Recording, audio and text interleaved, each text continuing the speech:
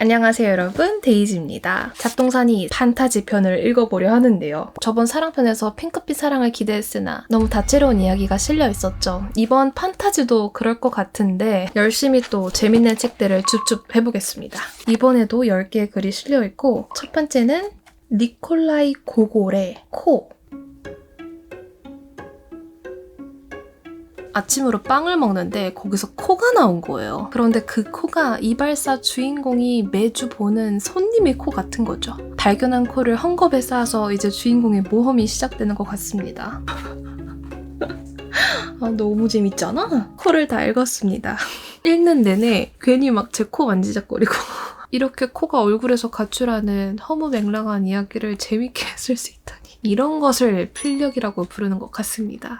니콜라이 고골, Who are you? 저만 모르는 또 엄청난 유명한 작가님이셨네요. 민음사 3문전만 해도 많아요. 여러분은 꿈 자주 꾸시나요? 저는 꿈 내용을 기억하면 일기장에 써두거든요. 4년 전 일기. 전여빈과 오프라인 친구인 상태. 청첩장을 받았으나 잃어버렸다. 연락처도 없고 당일날 어딘지 몰라 미치도록 안절부절하며 스트레스 받는 꿈. 두 번째 이야기, 임보라의 어두운 사건들을 통과하기. 오, 한 편에 실렸던 글이래요. 우울한 사람은 언제 다른 상황으로 넘어갈 수 있을까요? 철학 에세이. 가볍지 않은데요? 정신 차려! 안경 써! 안경 더러워! 오케이, 집중이 안 되지. 안경과 치토스의 힘으로 잘 끝냈습니다.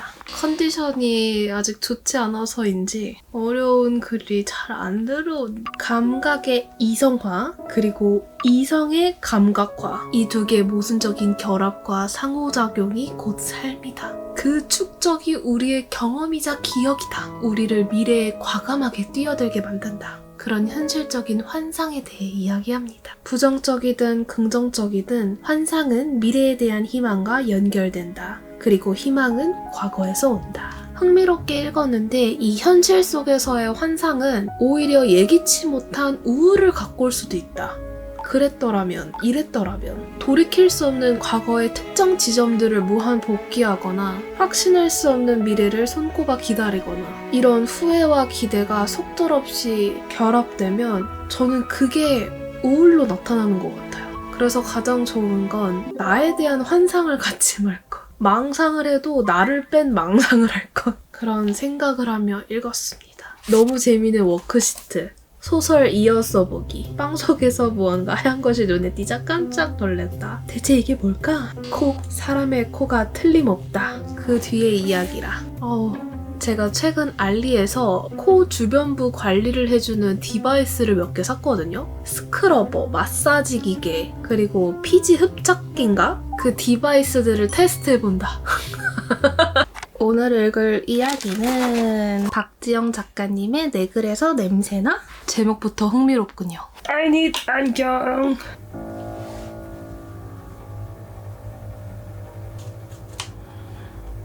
주인공은 잉여 인간들의 죽음을 그리는 만화가예요. 거기서 쾌감을 느끼고 그런데 그림을 그리면서 내내 썩은 냄새가 나는 거예요.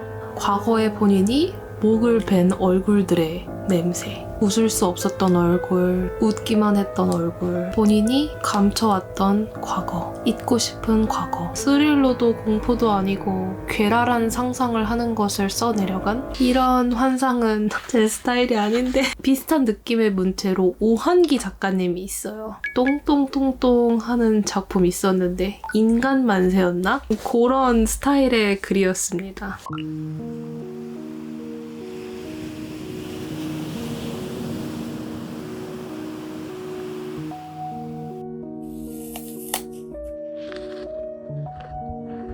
음침한 어셔가에서 살고 있는 친구를 방문한 화자의 시점에서 펼쳐지는데 반전 한 방을 위해서 세계를 구축하는데 이 이야기가 너무 길고 지루했다? 재밌게 읽으신 분? 혹시 제가 뭘 잘못 읽었나? 음악 틀고 읽었어야 됐나? 드라마는 재밌으려나? 여러분 귀신 본 적 있으신가요? 저는 어렸을 때 초딩 때 비가 많이 오는 날이었고 부모님은 일 때문에 외출 중이셨어요. 거실은 불이 켜져 있었고 남동생과 저는 불이 꺼진 안방에서 자고 있었거든요. 문 틈을 한 요 정도 열어놨어요. 거실 복도의 일부를 볼 수 있었죠. 자다가 빗소리 그리고 탁탁 소리에 눈을 떴어요. 그런데 제 시야에서 보이는 거는 남성 구두인 거예요. 너무 놀라서 입을 손으로 가리고 제 시선을 바닥에서 위로 훑었죠. 정장 바지, 와이셔츠, 중절모 그리고 그 사람이 저를 향해 고개를 돌렸습니다. 빈 얼굴이었어요. 진짜로. 소리를 꽥 질렀고 초등학교 저학년이었던 남동생이 장난감 칼을 들고 거실로 나갔으나 아무도 없었다.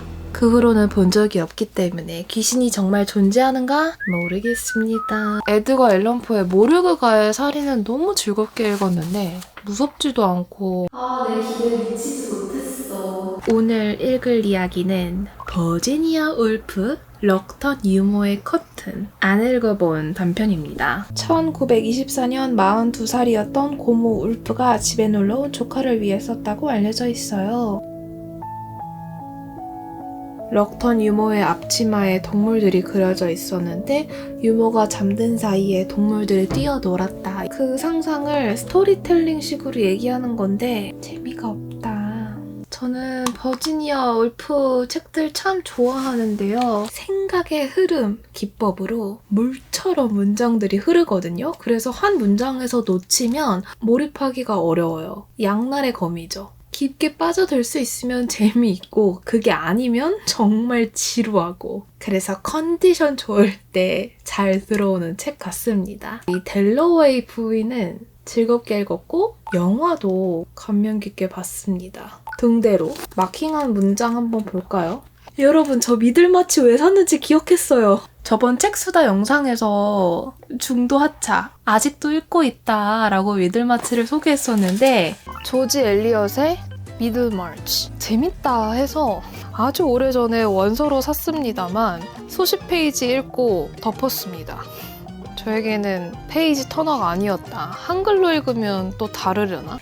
여기 있네요. 그녀는 미들마치 3권을 기차에 두고 내렸기에 그 결말이 어떻게 되는지를 알지 못했던 것이다. 너무 웃긴다. 무언가 손을 불쑥 밀어 올려 사람을 꼭 잡아줄 수 있을까요? 주먹이 움켜쥘 수 있을까요? 안전함이란 어디에도 없는 걸까요? 세상이 돌아가는 방식을 암기할 순 없을까요? 삶이란 사람들이 제각기 겪는 사소한 사건들로 이루어졌지만 물결과 더불어 사람을 들어 올렸다가 해안에 부딪혀 함께 내던져지는 파도처럼 소용돌이치는 그 사건들이 전체를 이룬다는 것 또한 느꼈다. 그러나 이 단편은 너무 재미없었다.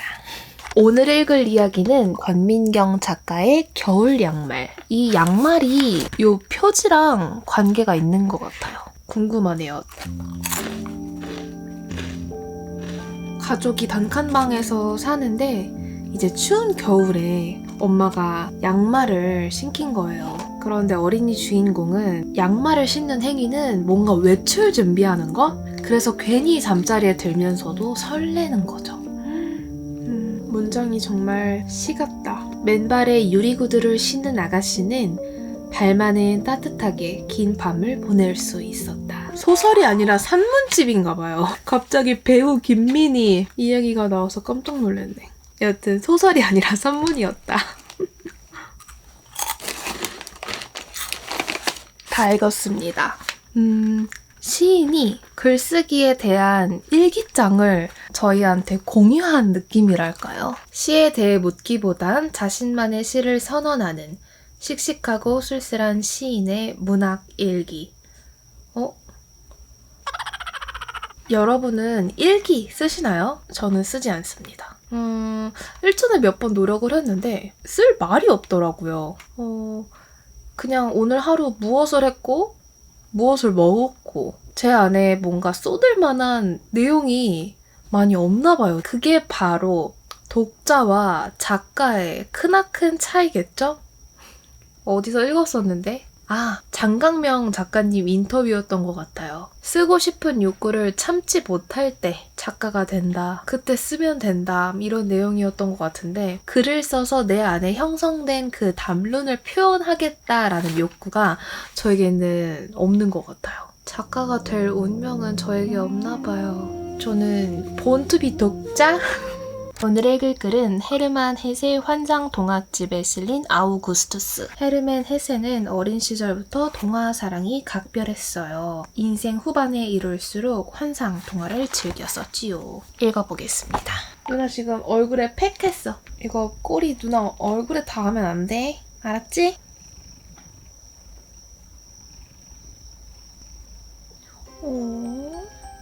남편을 결혼식 날 이후에 여인 젊은 부인이 있는데 임신을 한 거예요. 그리고 출산일 도움을 줄 노파가 나타났어요. 어떻게 오셨나요? 이웃 노인이 보냈다고. 응답하라 드라마가 좋았던 이유가 정말 이웃사랑. 너무 부러워요. 어릴 때는 나이 들면 친구들이랑 다 같은 마을에서 살자 이런 이야기를 진짜 자주 했던 것 같은데 쉬운 일이 아니에요. 그리고 노인이 아들을 위한 한 가지 소원을 빌라고 합니다. 처음에 부인은 부자가 되게 해달라 할까? 이런 고민을 하다가 어떤 한 소원을 빌어요. 그 소원이 뭐게요? 왜 부모들이 건강하게만 자라줘 이렇게 말하잖아요. 전 세계 부모가 그럴까요? 아니면 나라마다 아이를 위해 비는 소원이 있나? 여튼 이 어머니의 소원은 정말 사랑을 담아 진심으로 한 소원이겠지만 결과가 좋지 않습니다. 마스크 오프!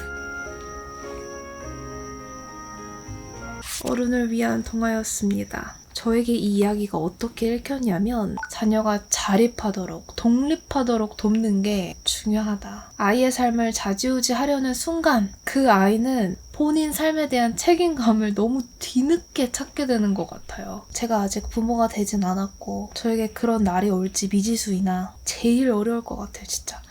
아이 키우는 게 세상에서 제일 어려울 것 같아. 나 하나 간수하고 내 감정 타이라는 것도 이렇게 힘든데 한 생명체한테 이런 내가 지대한 영향을 끼친다니. 그렇기에 진짜 온 세상 부모님 무한 리스펙트.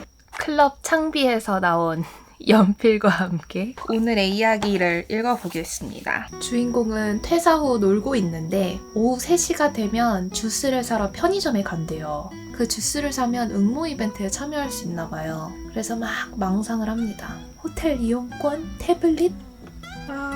주스 응모 이벤트는 떨어졌는데 같이 산 포켓몬빵에서 야도란 스티커가 나온 거예요. 그래서 시세 확인하고 초등학생 어린이한테 팔기로 했는데 어린이들이 스티커를 갖고 미끄럼틀을 탔는데 그 스티커가 희귀 스티커, 막 시세가 엄청난 스티커로 변해서 막 나오는 거예요. 이게 무슨 미끄럼틀이니? 물었더니 띠부띠부 미끄럼틀인데요.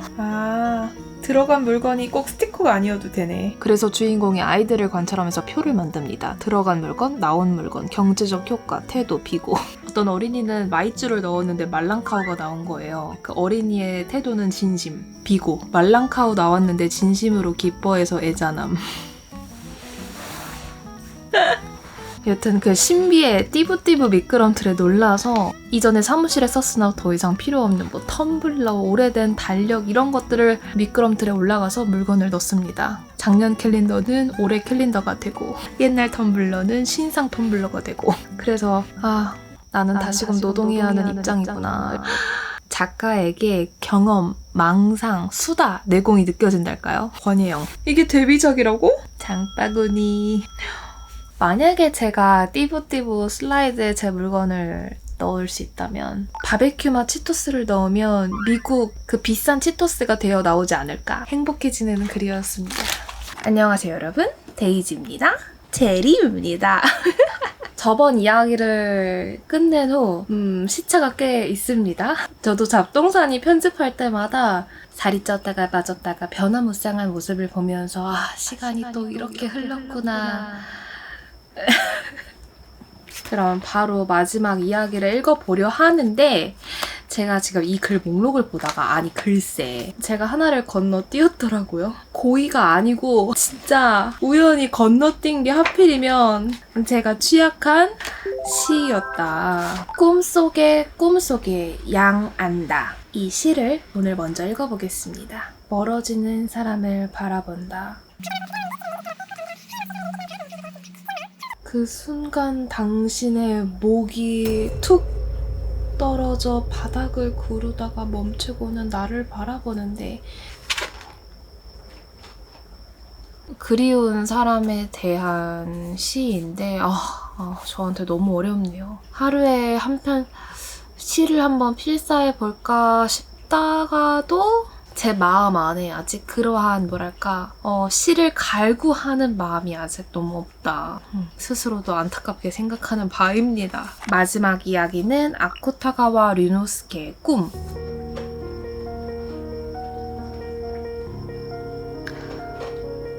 주인공은 화가인데 삶에 대한 권태를 느껴요. 그래서 모델을 고용하여 이제 그림을 그립니다. 그런데 이 모델이 이 여자는 인간보다 동물을 닮았다. 그녀의 섬뜩한 아름다움에 묘하게 신경이 쓰이기 시작합니다. 그런데 꿈에서 그녀를 목 졸라 죽여요. 꿈이잖아요? 그런데 현실에서 모델이 나타나지 않는 거예요. 불안해지죠. 내가 혹시 찾아가 보겠죠? 엔딩이 왜 이래? 그래서 범죄라는 거야. 기억을 못한다는 거야. 꿈이야. 이런 엔딩은 원하지 않습니다.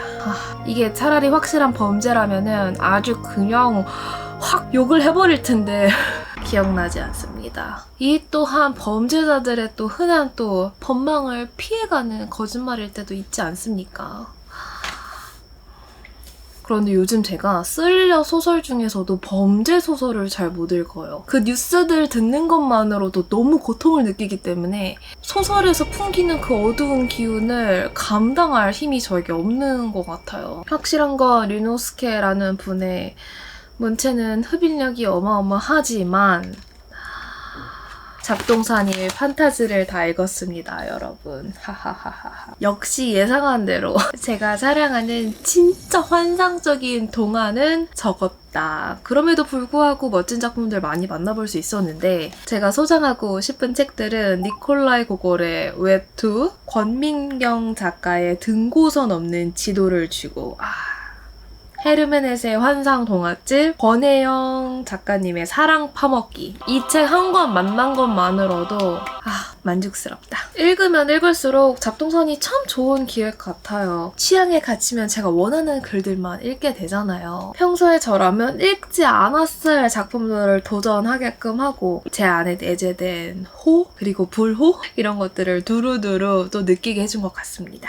이 작가님 글은 기필코 더 읽어보겠다. 띠부띠부 슬라이드! 또는 나랑 좀 안 맞는데 류노스케 이제 잡동사니가 딱 한 권 남았습니다, 여러분. 우정편이네요. 녹차 보면은 또 재미가 스포되니까 참겠습니다. 네, 여러분 이번 영상도 봐주셔서 감사드리고 저는 우정편으로 또 언젠가 꼭 돌아오겠습니다. 안녕!